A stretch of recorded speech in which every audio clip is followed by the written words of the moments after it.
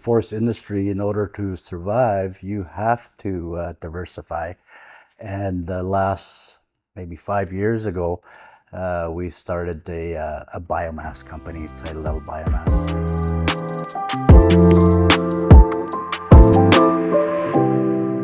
Hello, I'm John Brink, and we are podcasting on the Brink from downtown Prince George, British Columbia, Canada. And for all those people watching us around the world, they know where Canada is, but where is then Prince George? Well, we are in British Columbia, the province on the west side, and we all know Vancouver.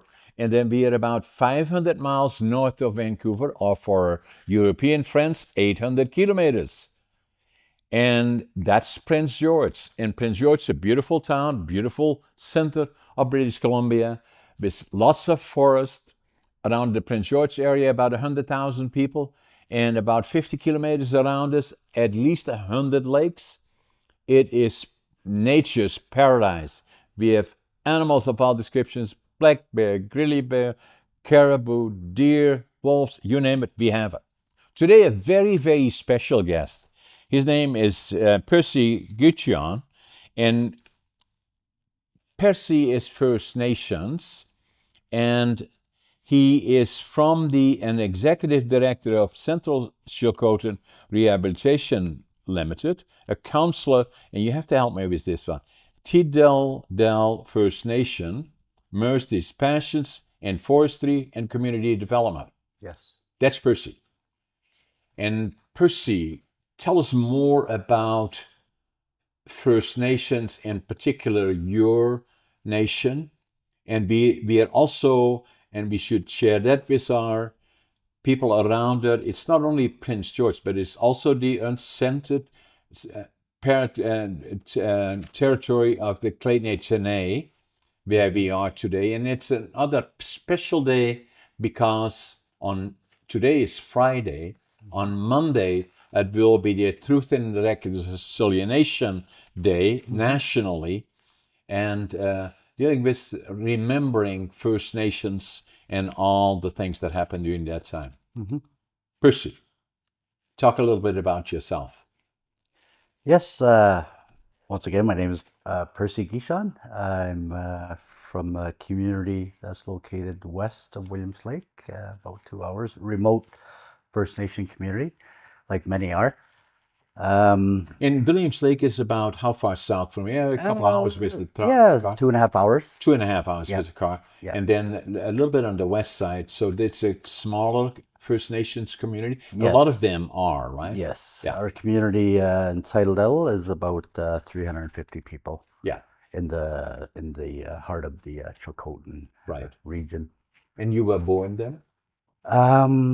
Yes, I was born in Chilcotin, actually. I was born in an ambulance on the way to the hospital. My goodness. On a gravel road. Oh, my goodness. But yeah, I've lived out there most of my life. Right now I live in Williams Lake because that's where our head office is. And head office is the Rehabilitation Limited? Yes, Central Chilcotin Rehabilitation Limited. We call it CCR for short. Okay. And we've...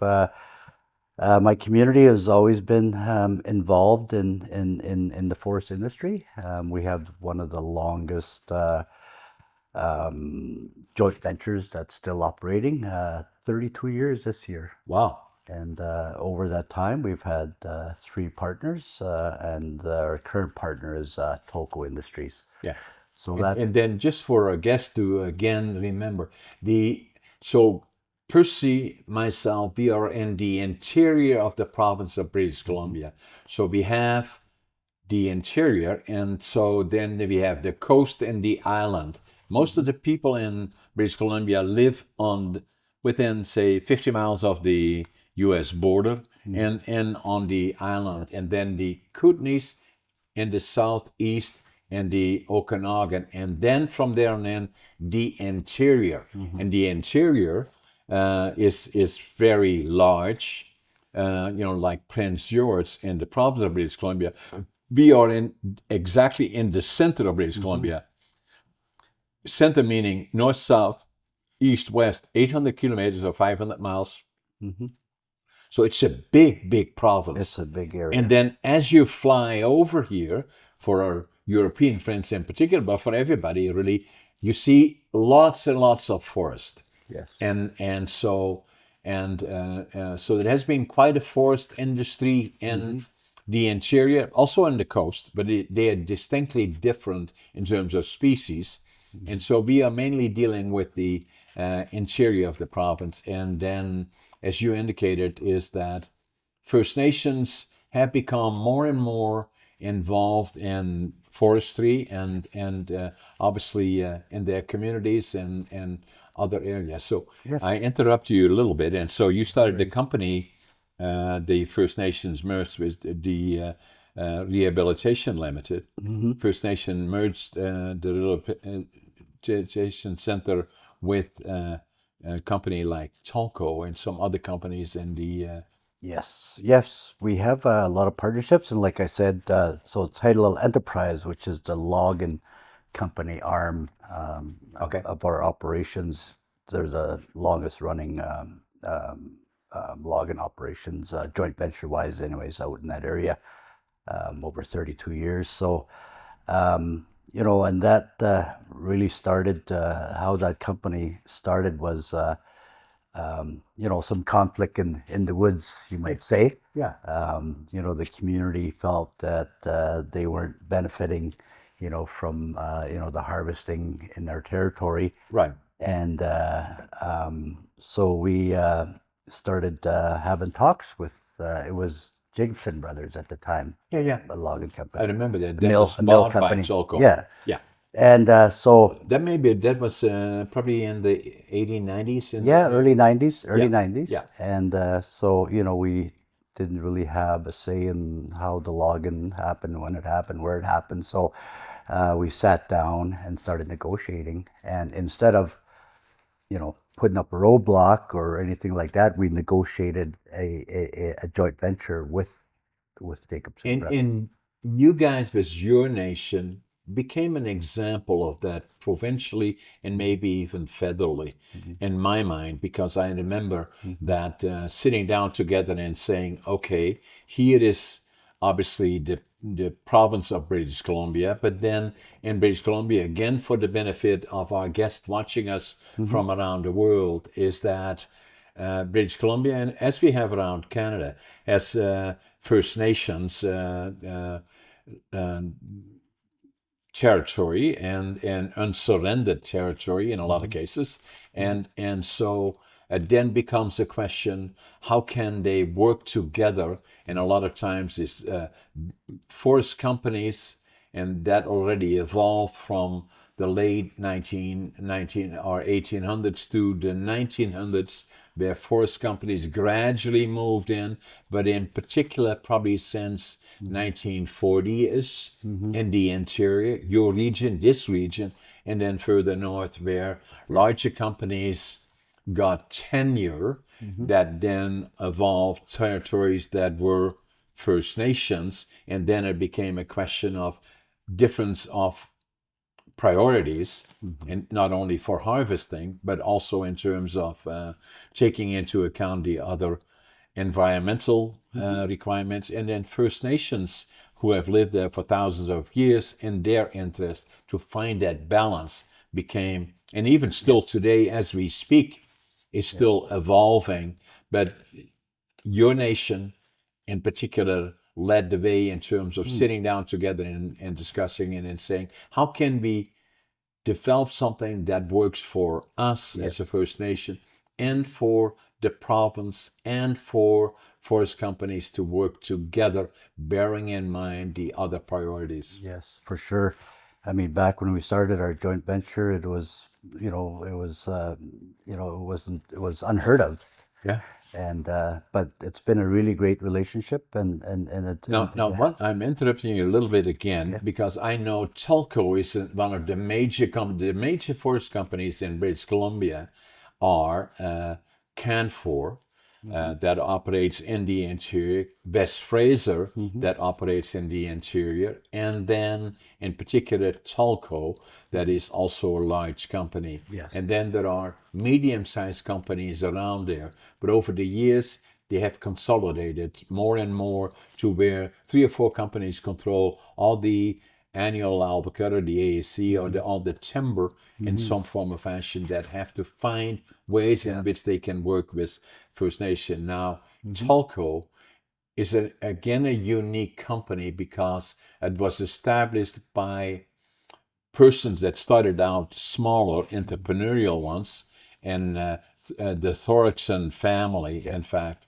and they still has it's still a private company, not a public company, and I think Brad Thorson is the executive chair now, and the family is still very much managing it, and their head office, I believe, is in Kelowna or Vernon. Vernon, yeah, Vernon, in the yes. in the Okanagan, in Vernon. So, just for our guest, it's a big company, and that's for the Yeah, so we continue with that relationship this day, and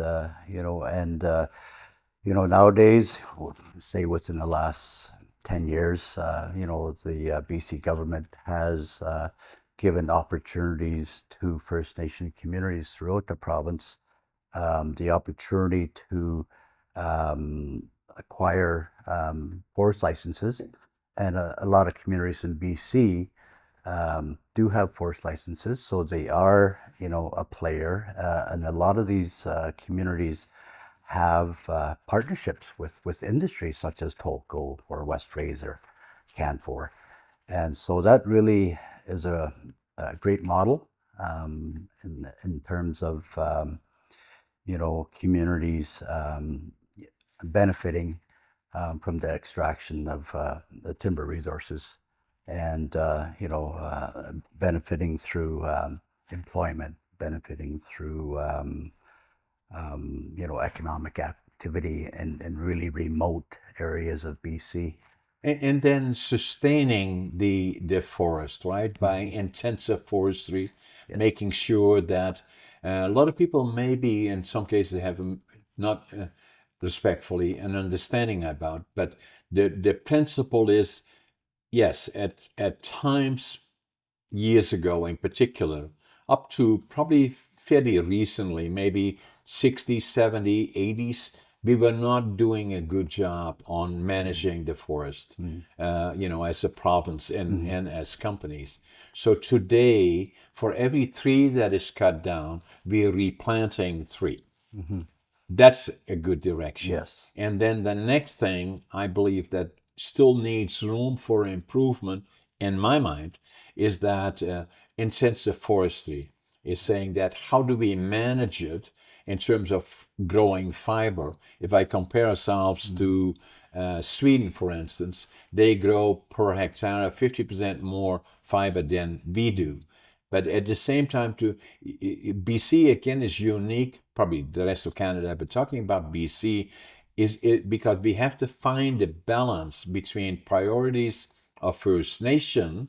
How do we balance that with interest of communities and industry to find that proper balance in terms of priorities that we can, as you say, work closely together so that we can look forward to creating employment for everybody, including First Nations, and how do we attract entrepreneurship that usually attract capital to invest and then find that proper balance. I believe we are now in the process of doing that. And I believe that is very, very important. Yes, I totally agree. We've been in this business a long time, and it's afforded us a lot of benefits. But with with the logging company, we did have a say in how the forests are management. But we've taken it a step further where we've started our own company with our other First Nation partners and neighbors, where we're actually leading, a lot of the management out in our area. And so that's how Central Chilcotin Rehabilitation started just before the wildfires of 2017. Yeah. We got together and with our partners, Tl'etinqox government, another Chilcotin First Nation, and we partnered up and let's, to one of the main goals was to rehabilitate all these thousands of hectares of dead pine stands, which were a result from the epidemic of the mountain pine beetle, which devastated our forests and continues to do so.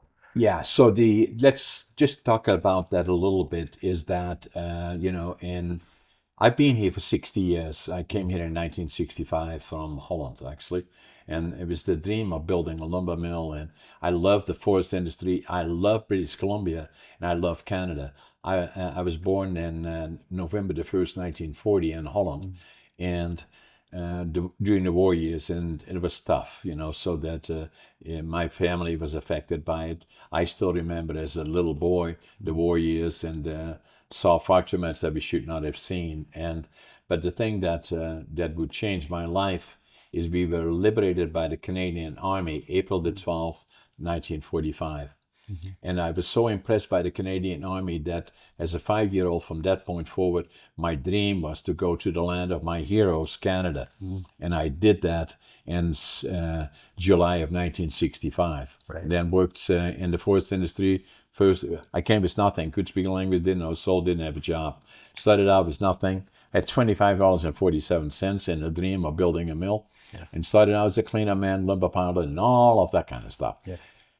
So, that being said, what amazed me is in British Columbia when I landed here in in Vancouver, and I flew around and drove around British Columbia, how massive it is and how beautiful it is, really.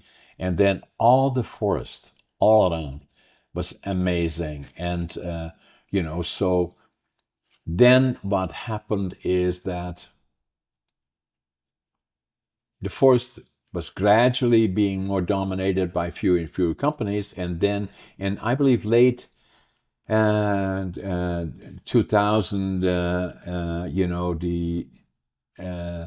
we got pine beetle epidemic. Started in Burns Lake in Tweedsmuir Park, I believe they established, that is somewhat west of us here, where there was a blowdown in the park that started to spread mainly lodgepole pine, and then from there that grow bigger and bigger and bigger, and the pine beetle is about the size of rice, very small, Pretty small. but very, very destructive, and a mass of it destroyed virtually.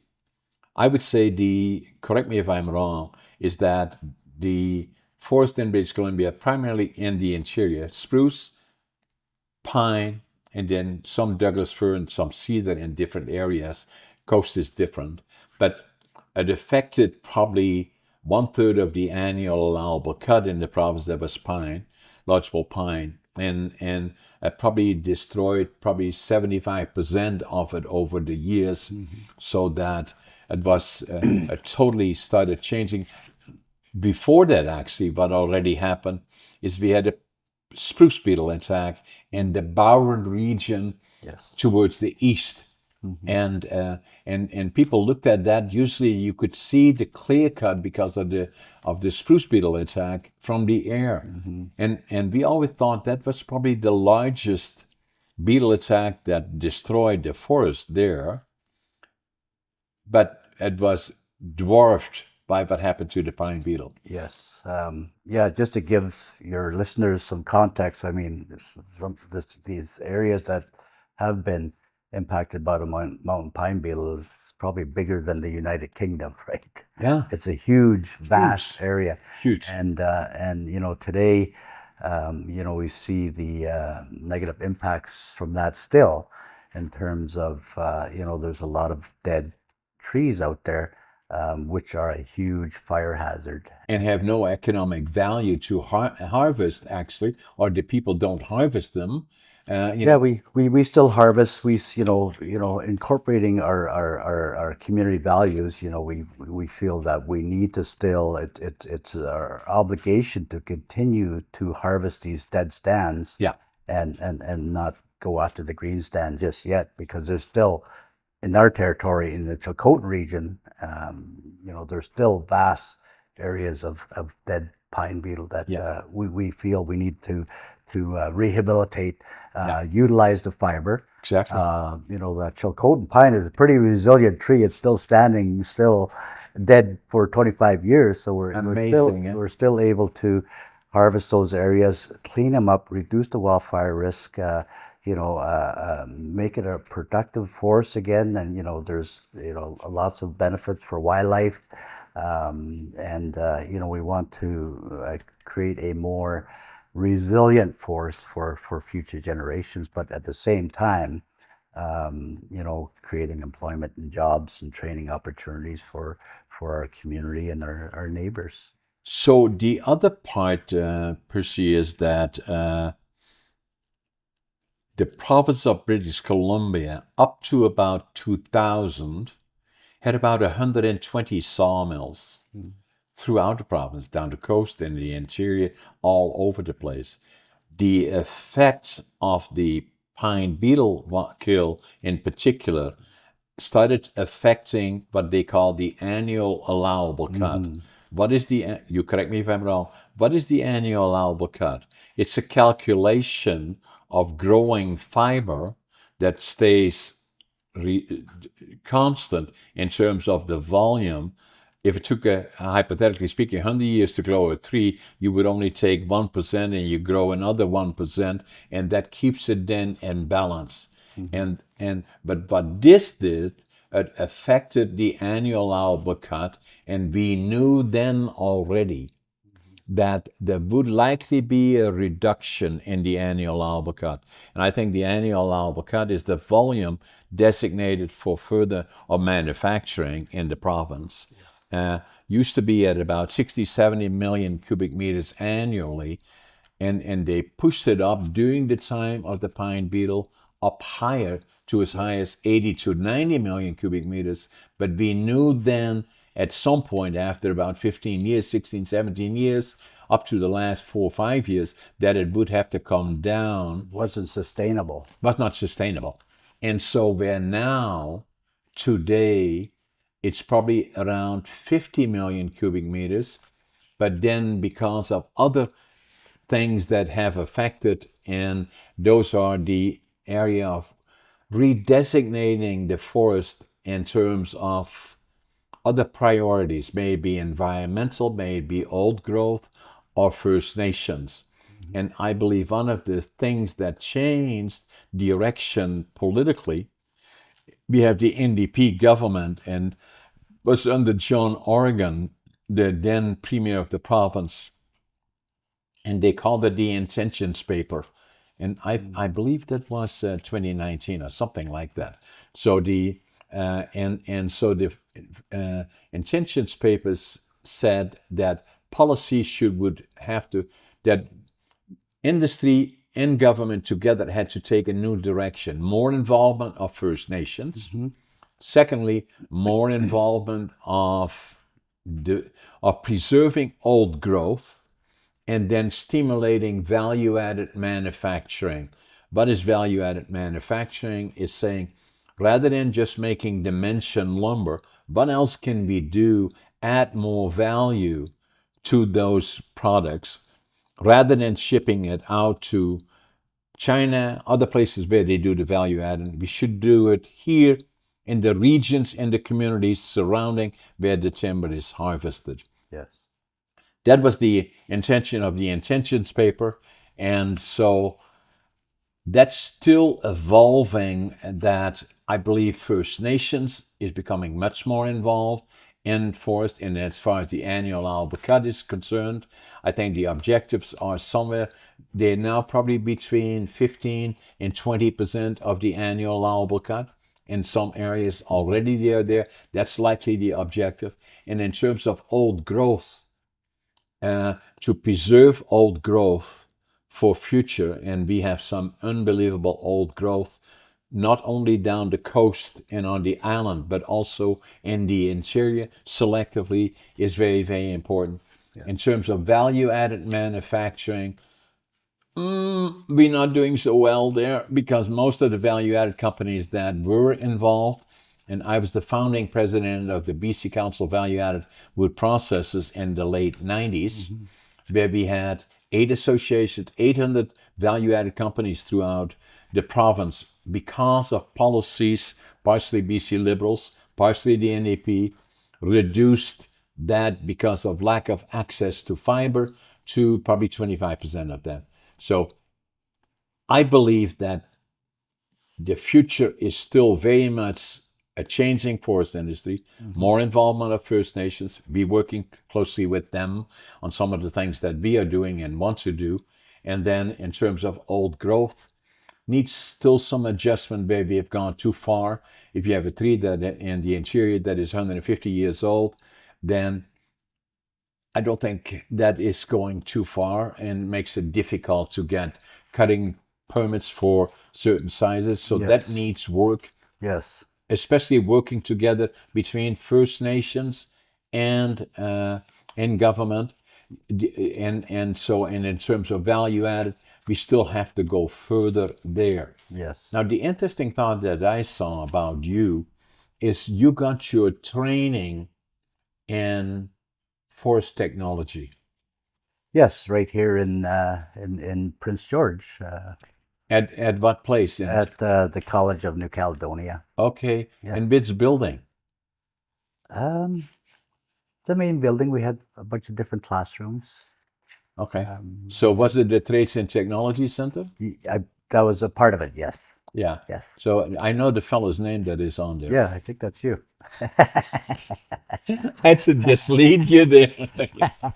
So I've always yeah. been, I have always, and I did that about 20 years ago because I grew up into how do we add more value, social and economic, to the resource. And when I came here with nothing, that's what I believed in from the time that I came.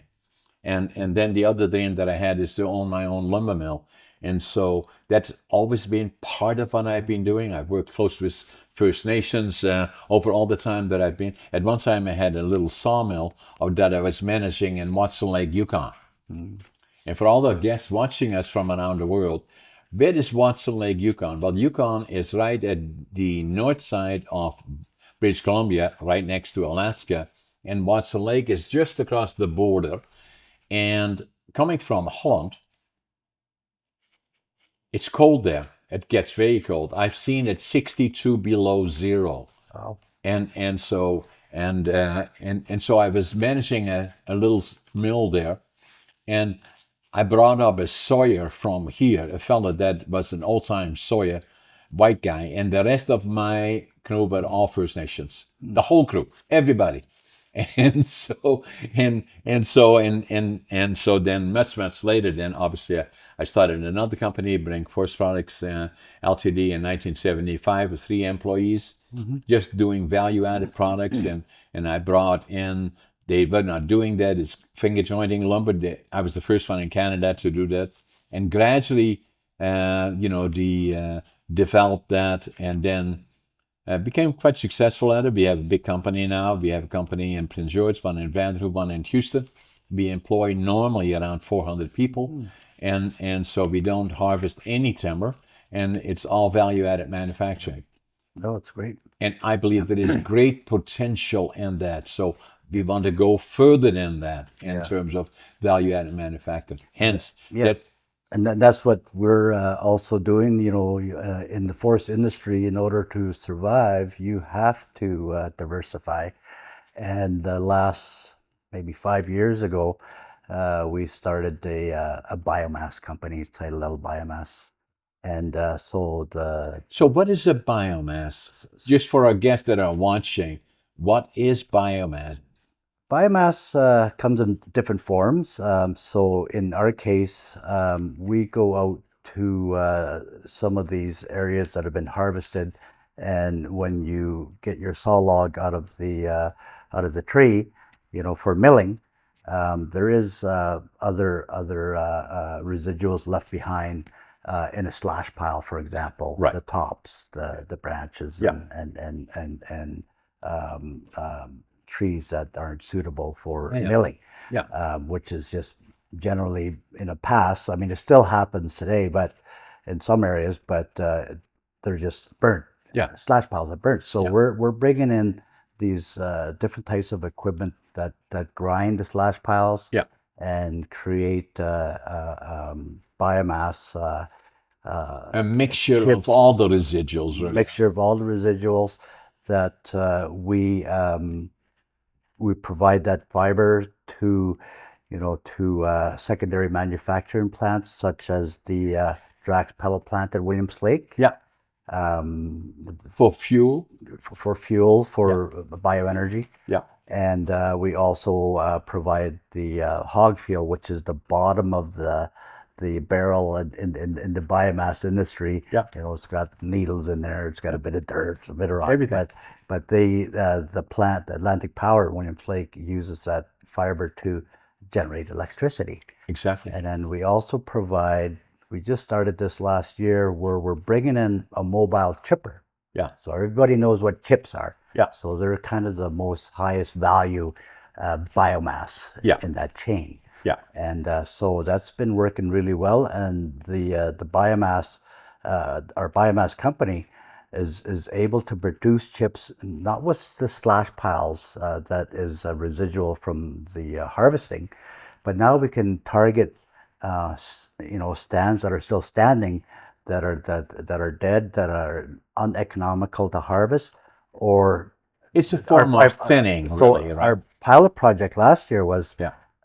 targeting a 7-year-old wildfire stand, the north side of Elephant Hill fire. Right. And no logging company wants to go in there and clean that up because it's uneconomical. There's no value there's for no them. value. No. So we're able to bring in grinders and mobile chippers into the site, and we recovered a lot of fiber. Yeah. That generally would be just left to rot and fall down and probably be a wildfire hazard. And then the other thing that it does, Percy, is that it clears the site for wildfires, because that helps. And at the same time, it helps a regrowth of a new forest. Yes. Because that speed of regrowing to bring it to the first challenge of getting it to a stand is to make sure that it has ways to live, right? Yes, like we clear the land, we utilize the fiber, and then we have this pilot project last year, the Percy Lake pilot project. We had a bunch of different partners, and that's what you need in those types of projects. We had the Forest Enhancement Society BC, who gave us a bit of funding to help clear the land and give us some haul differential, Right. for example, because transporting biomass is very expensive. Yeah. And then working with the local forest district, who gave us permits to be able to do that. And then after we're done on a site, we have an agreement with the Natural Resource Canada. It's a federal program, and they have the 2 billion tree initiative, where they're trying to plant 2 billion trees within the whole of Canada. Yeah. And so we use that program to go in after we're done the biomass operations and replant these areas that sometimes you've got to help Mother Nature. Exactly. And especially in Douglas fir sites where they don't naturally regenerate like lodgepole pine does, right? So in fact, if we look at Canada in particular, looking at BC, but right across Canada, where the softwoods are like the spruce pines and all the other things across it, but focusing on BC now, is that natural fires have always been part of the landscape, but we have become very efficient in eliminating natural fires. But that has created another problem that goes along with it, is that that the forest is no different than any other life that exists. It lasts for so long, and then it's going to die and regenerate. And if that does not happen, the natural cleaning and generating fuel to make it grow, then we get more danger of these massive fires that we have, add to that global warming and all the other things that it can become a real problem. But now we are moving into the area that you're involved in, biomass for one. And then the other part that I found is that forest policy has not been helpful always either, is that, the tenure has changed. The larger companies are dominating, where less than 3 or 4 companies control 85% of all the annual allowable cut. And then the other issue with that is that with changes to forest policy, where more of the volume goes towards First Nations, more stimulus maybe in harvesting and other values. And then the other part about it is that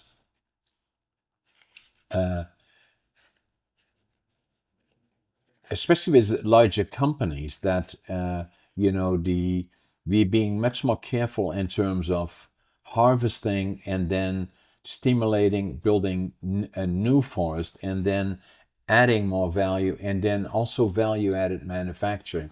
And then for all intents and purposes, correct me if I'm wrong, I look at it as a farm more or less, and that how we manage a farm and with care. And then the area that has been a challenge from my perspective is that if we have volume-based tenures versus area-based tenures, then there is no incentive to anybody to do intensive forestry, because if they don't benefit from it, then why would they want to create the expense?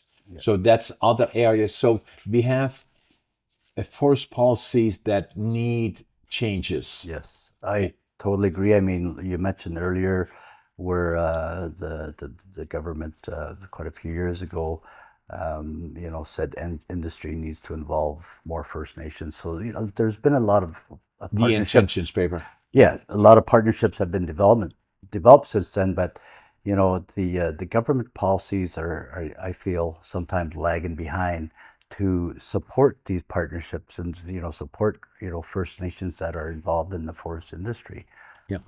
So especially right now, in these times of uncertainty, especially out in our area, Williams Lake, at the Caribou-Chilcotin region, we harvesting these dead stands, just to do the right thing, reduce wildfire risks and get these forests productive again.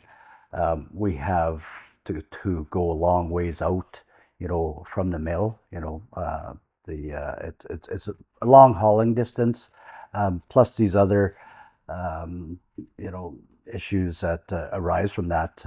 But now we're in a low market right now for forest products, right? Yeah.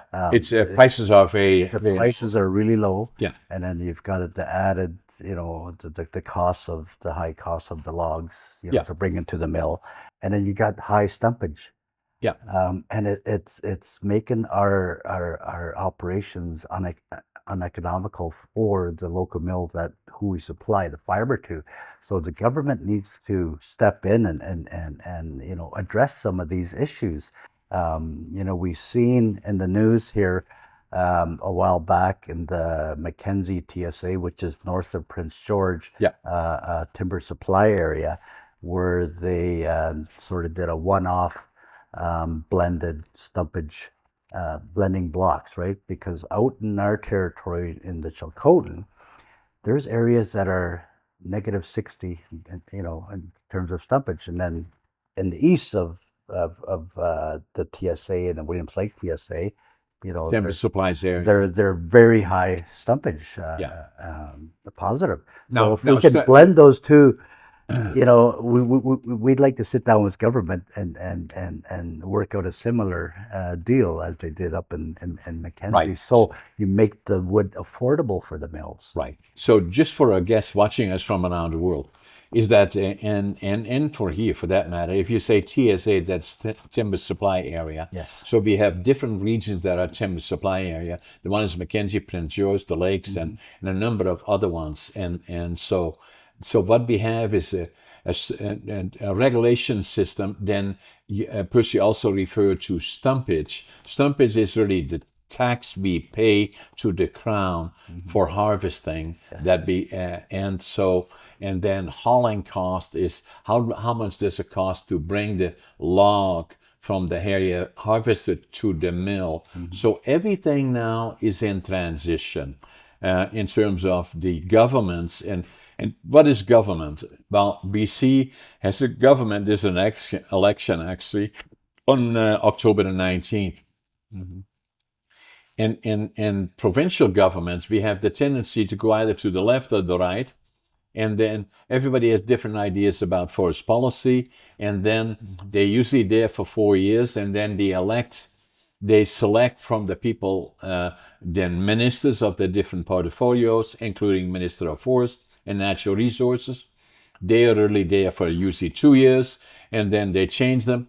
And so we lack consistency of policy that if we want to have good forest policy with the objective to deal with all the issues that are important, that does not mean necessarily harvesting all the trees, put them into sawmill and cutting 2x4s. No, it means other values on the land side that may be lakes or traditional values that First Nations has and used to have and still has and going forward. All of that has to be recognized.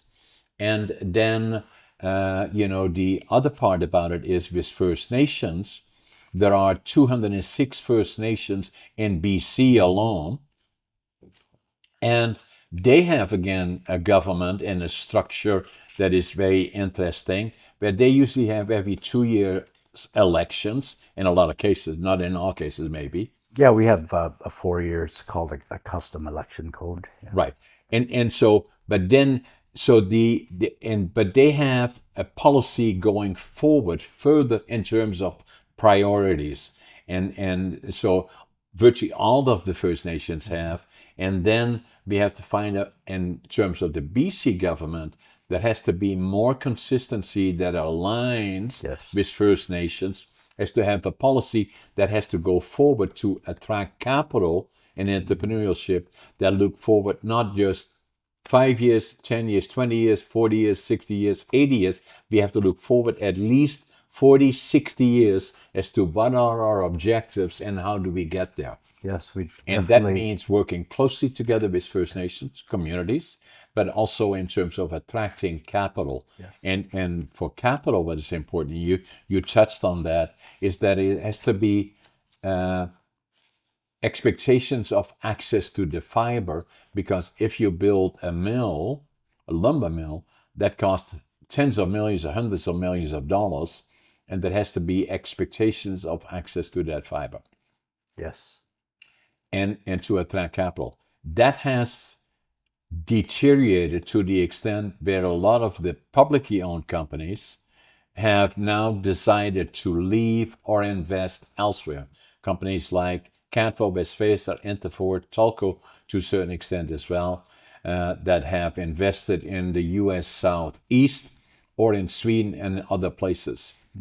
And so we have lost a lot of mills. And as we started earlier, in early 2000, we had about 120 sawmills in the province of British Columbia.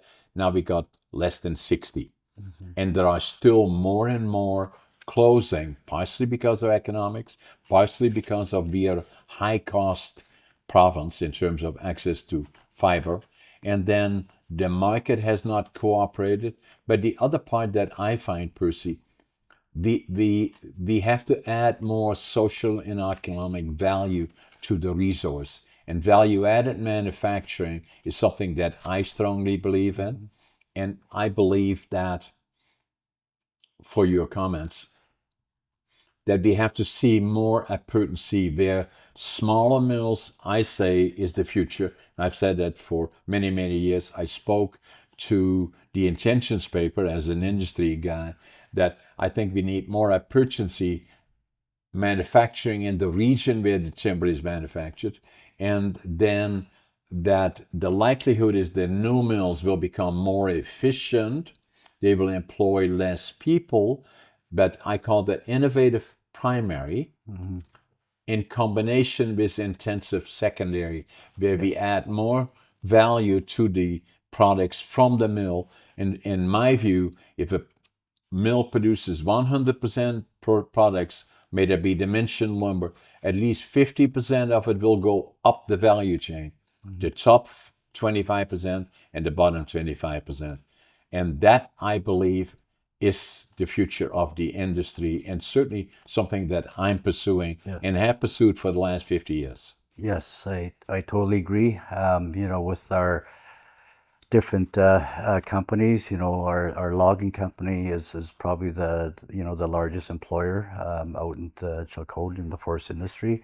I mean, it's kind of the mothership, right? Now we have Central Dakota Rehabilitation, our silviculture programs. We do a lot of planting, we still need that primary producer. Yeah. Or the cards will fall, right? Because those secondary manufacturing plants rely on that primary producer. And so do we, like in our biomass, right? Exactly. You need to have the primary producer is the key, that then stimulates further manufacturing, value-added manufacturing, pulp, paper, pellets, and biomass, and all the other things that flow from that. The danger now is that what is happening now is the primary producers, the ones that we recognize, in particular the public companies like Canfor West Fraser, have more or less decided to leave British Columbia. And so in the north here, the sawmills that we had in Mackenzie are in Fort Nelson are no longer there. Fort St. John are being shut down. Mackenzie are being shut down. In the Prince George area are shut down. Vanderhoof being shut down. Burns Lake has been affected by it. Houston has been shut down. Wavenby has shut down. And so that is something that is immensely concerning. Yes. Now for me, Brink Forest Products as a value-added manufacturer, the largest one likely in the province, as you may know, is that I have made an offer to purchase from Canfor 4 of the sawmills. One in, at Pulla and just north of Prince George. Do you need a partner? Well, I'm dealing very closely with First Nations on this. Good. And we should stay close to it because I like to be in touch with your group as well. Yeah. And so we want to do the one in Northway Poland. We will purchase Fort St. John, Vanderhoof, and then build a new mill in Houston. Wow. 4 mills. And I made that proposal on the 9th of September. And what's been the reaction? From Canfor? From government, from... The amazing thing, Percy, that I've been here for 50 years, no handouts, no subsidies, nothing, built it from the ground up with 3 employees, pulled it physically out of the ground, but was not easy, and always have believed in further manufacturing, always worked closely together with First Nations, with labor and communities, always gave back. And so, but I feel very, very strong about this. And so I was supportive of John Oregon, amazing premier, and the intentions paper. I was just speaking on behalf of the industry, not by choice, but there was nobody else that wanted to or whatever. But First Nations did and labor did. And, so when all of this stuff happened is that we have always had difficult to get access to lumber for further manufacturing. And so since 2005, a lot of the lower quality lumber has been sent to China throughout the province, actually, and in particular in northern BC. So our reman plant has been down. All we do now is finger jointing. And even then, the local sawmills here and I don't want to point any fingers at them, but even those are not supportive really of value-added manufacturing, and which is very, very, it's not a question of price. It is just, it's much easier to sell to China because they give them a price for the next 3 months and the lumber just flows there. So what has been the reaction so far? I had discussions with Canfor, told them what I wanted to do. We decided, or we communicated in terms of what would be the model, what would we do, how would we go about it. We done all of that. I made them the financial offer about a week ago, and I'm waiting for them. Canfor is somewhat in flex in terms of changes. The CEO that I've known very, very well is retiring, Don Kane, and there's a number of other people that are in the top. Jimmy Patterson from the Patterson Group is the 51% shareholder, so he makes, in my opinion, most of the decisions, and I've also included him in making him aware. So we want to pay market price. We have established that by the IFS, which is one of the most recognized forest companies, evaluators in the province, if not globally. And what we want to do is start these mills up again. The one in Pola, and the one in Fort St. John, and the one in Vanderhoof, and the one in Houston. And we have close relationship with a lot of the First Nations. Good. And including yours now, as well as the ones all around the province, and at the same time communities. The unfortunate thing is that the leader of the province now, the Premier Ibi, he must be very, very busy. I've been trying to come in and podcast with us or have a meeting with me about these, but so far he has not found the time that he can do that. Hopefully that is soon.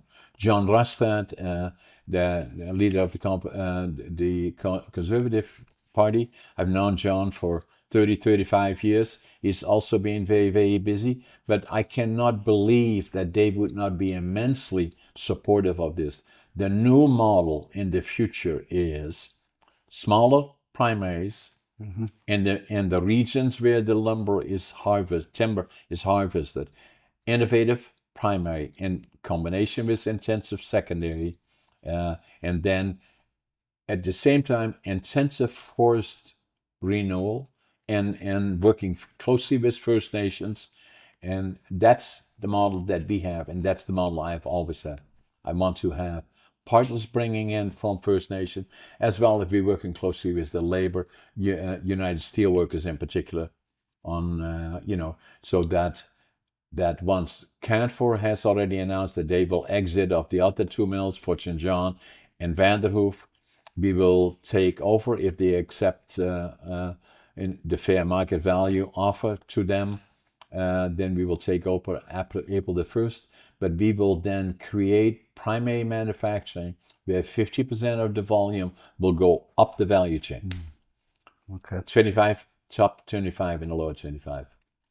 Yeah, we're sort of in not a similar situation, but it's very worrisome that a lot of these large mills in the northern part of BC are shutting down and closing their doors, and there's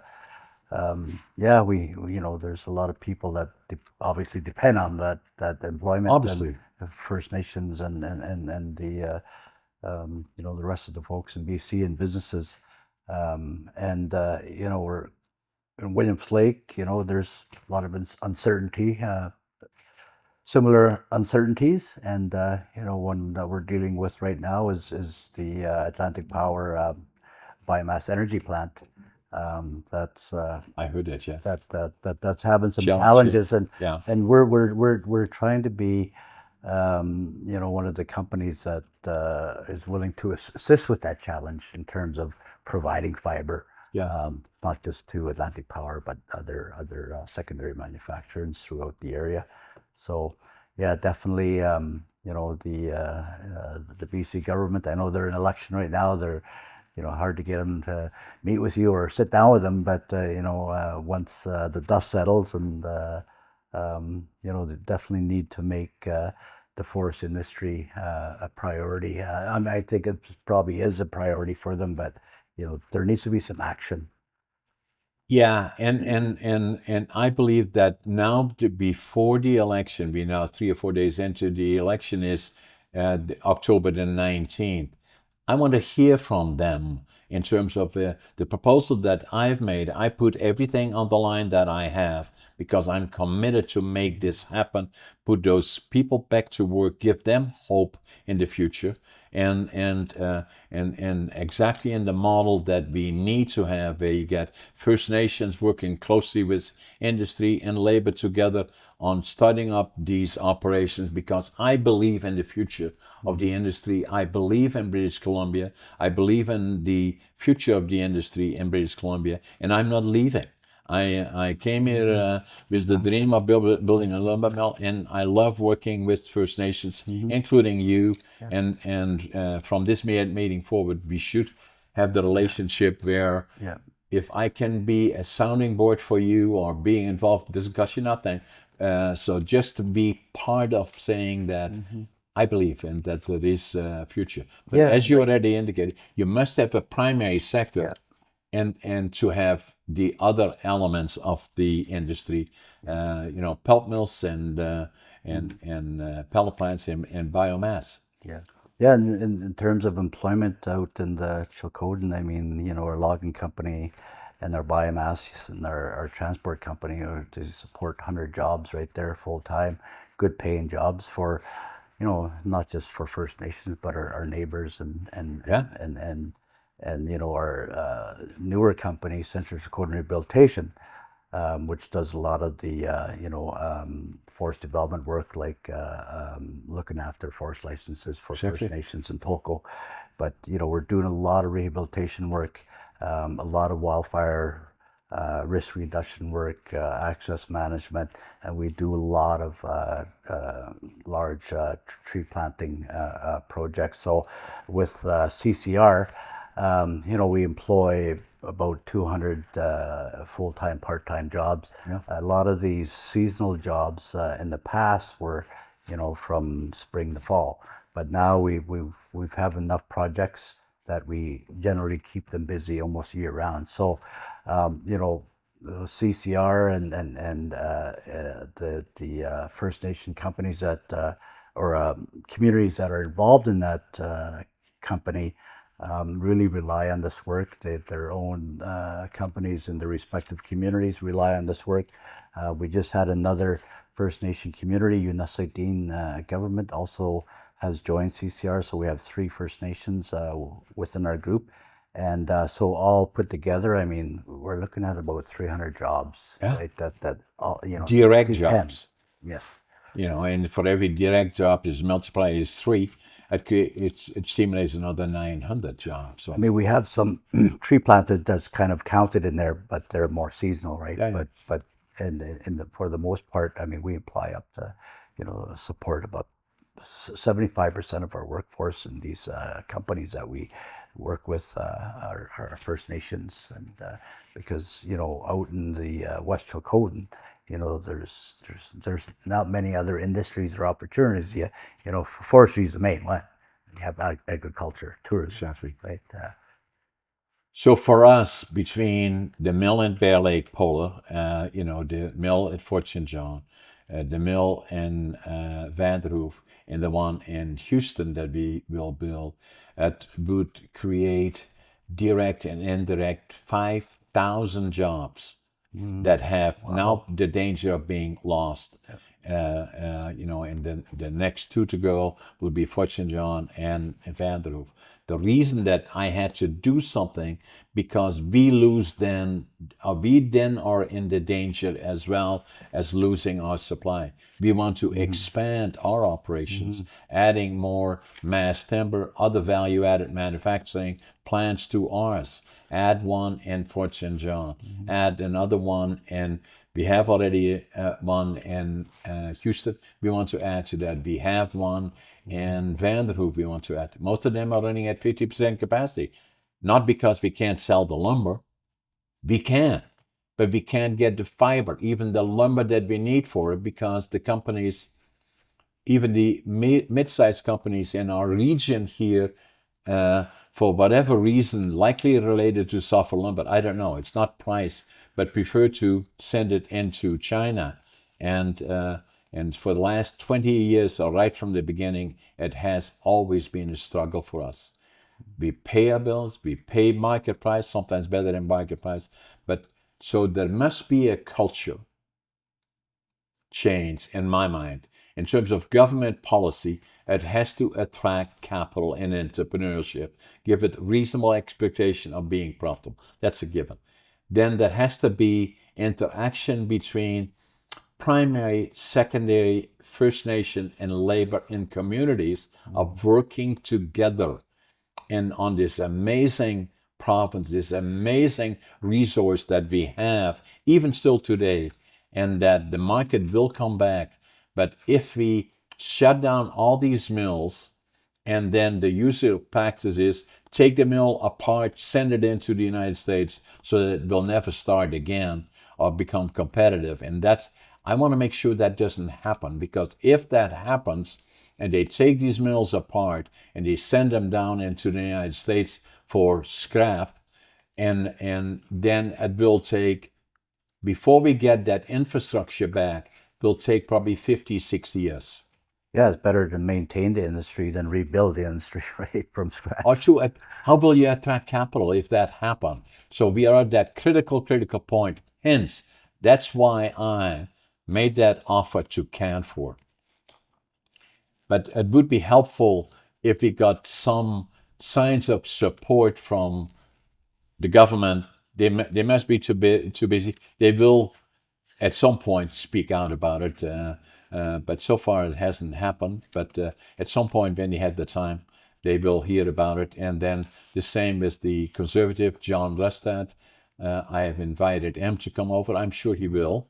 I had the Greens here talk about this, and so I'm So I'm glad you're championing this idea and this proposal. I'm sure we are on the same wavelength, Percy. a lot of people that depend on these jobs are in support of yourself. Now I want to ask you another thing. You went to Ottawa.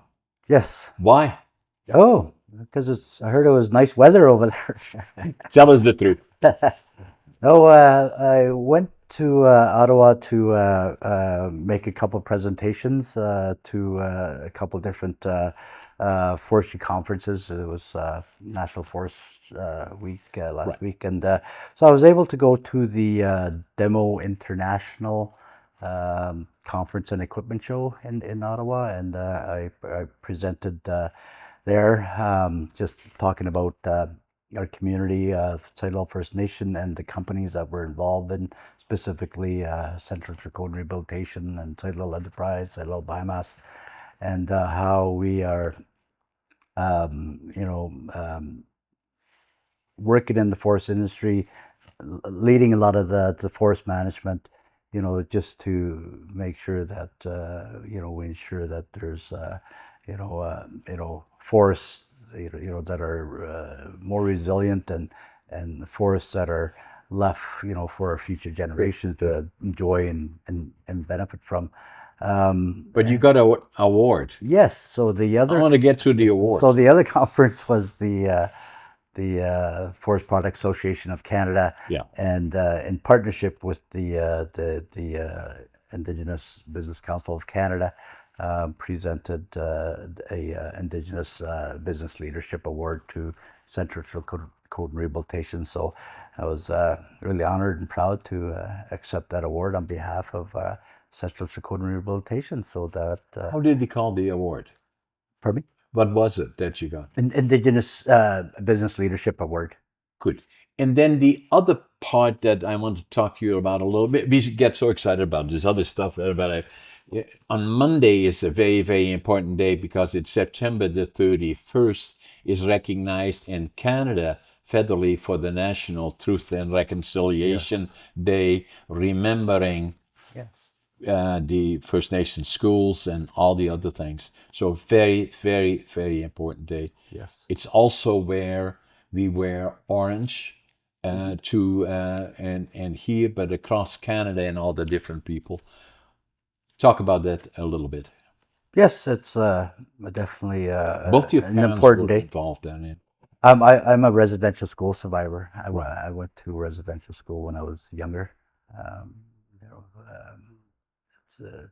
it was quite the experience. Yeah. But yeah, today or Monday, the September 30th, it's national recognition of First Nations and a lot of the struggles and challenges they went through, and Yeah. and trying to reconcile that with the rest of Canada. And it's an important to recognize that. It's a national holiday, actually. Oh, Started 2 years ago, 3 years yes, ago. yes. Yeah. So, and amazing, hugely attended. I remember, we gave them all orange shirts here, I think 2 years ago, a year ago, and we got I don't know how many hundreds of them, and we didn't even get them out of the car; they were all gone, and Oh. so and everybody was wearing orange. So to me, it's very, very appropriate. Is very, very important. Mhm. And there's a lot of reconciliation work that's happening in all different areas, whether it's justice, education, because Yeah. First Nations, as you all know, across Canada have some of the highest statistics in terms of being incarcerated, for example, or addictions, or child apprehensions, right? So, we definitely need to work together with everyone, the rest of Canada, to reduce those statistics. Yeah. And in terms of reconciliation in even in economic development, what we're doing, and we're seeing pretty good progress on that. We work with the government, a lot of different initiatives, and local forest districts, for example, and the provincial and federal government, and providing just equitable opportunities for First Nations to be able to participate in the economy is huge in empowering our communities. Yeah. And being at the table, the same table with industry and government, and making decisions together, and collaborating and working Absolutely. together is much more productive. Yeah. Percy, it is amazing to have this discussion with you and to share with you. Obviously, what I'm trying to do is that purchase those 4 sawmills from Canfor that will show a new direction for the industry, working closely together with partnership with First Nations and labor and communities, and saying we have to change this industry. Making 2x4s that nobody wants is probably not the right direction. This is the time that we have to change direction.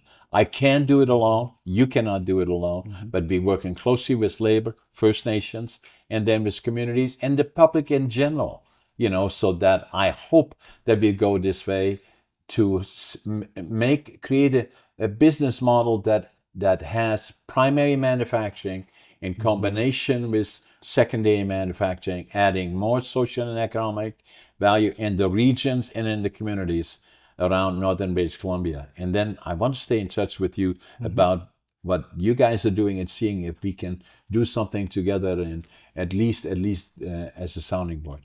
Yeah, I mean, provincially, we need to, a shared vision between industry and government and First Nation.